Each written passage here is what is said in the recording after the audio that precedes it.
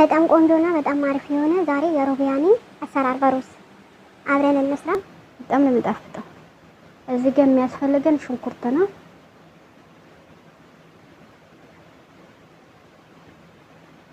ሽንኩርታችን በቁመት እንከትፋለን።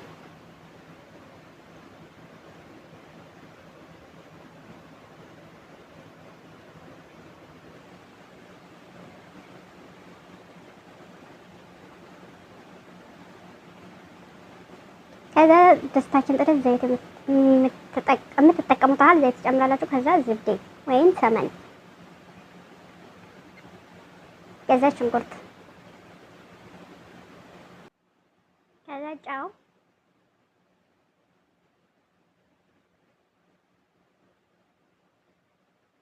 ከዛ እዚህ ጋር ቤታችሁ ውስጥ ያሉትን ቅመም ቆንዶ በርበሬ፣ ፋብሪካ፣ ከሙን የተፈጩት ማለት ነውና ሚክስ ነው። ሽንኩርታችን ጥብስ ካለ በኋላ ቅመማቶች ያሉንን ቅመም እንጨምራለን። እዚህ ጋር ደግሞ ሎሚ፣ አንድ ሎሚ እና አንድ ቃሪያ ስፓይሲ ካልወደዱ ማለት ነው።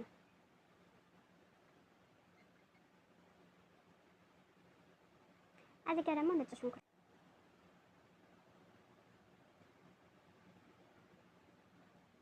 ከዛ አንድ ላይ ጥብስ እናደርጋለን።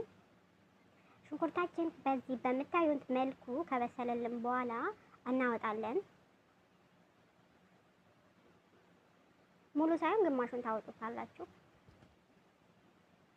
ይሄ ደግሞ ይሄ ቅመም ቡካሪ ነው የሚሉት፣ እንደዛ ነው ቅመሙ ማለት ነው። አሁን የጨመርኩት ቅመም። ከዛ እዚህ ጋር በደንብ ሽንኩርቱ ከረር እንዲወስድልን በጣም እንትን ማለት አለበት።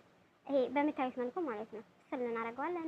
ከዛ ሮቢያኔ አጥቤ ያስቀመጥኩት ይሄው ጨምሬበታለሁ።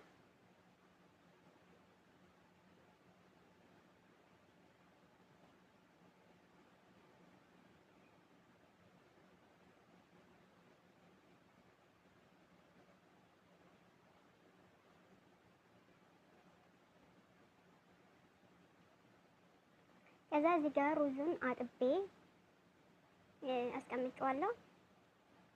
እዚህ ጋር ከረር እንዲቀይርልኝ ነው እርድ ጨመርኩበት። ትንሽዬ እርድ ነው የጨመርኩት፣ ቆንጆ በርበሬ ሩዙ ላይ ማለት ነው። ሩዙ ጣዕሙ ቆንጆ እንዲሆንልን።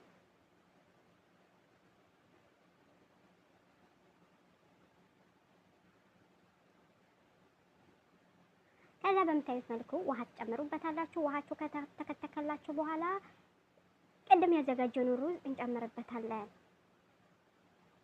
በደንብ ማማሰል የለባችሁም፣ ምክንያቱም ሩዙ እንዳይሰባበር ቀስ ብላችሁ እንዳይሰባበር ማማሰል ነው። ከዛ በኋላ እሳቱን መቀነስ። እሳቱን ቀንሳችሁ በዚህ በምታዩት መልኩ በጣም ነው የሚጣፍጠው። በጣም ሽታው ራሱ ደስ ይላል፣ ቆንጆ ነው። መችቦስ ልትሉት ትችላላችሁ።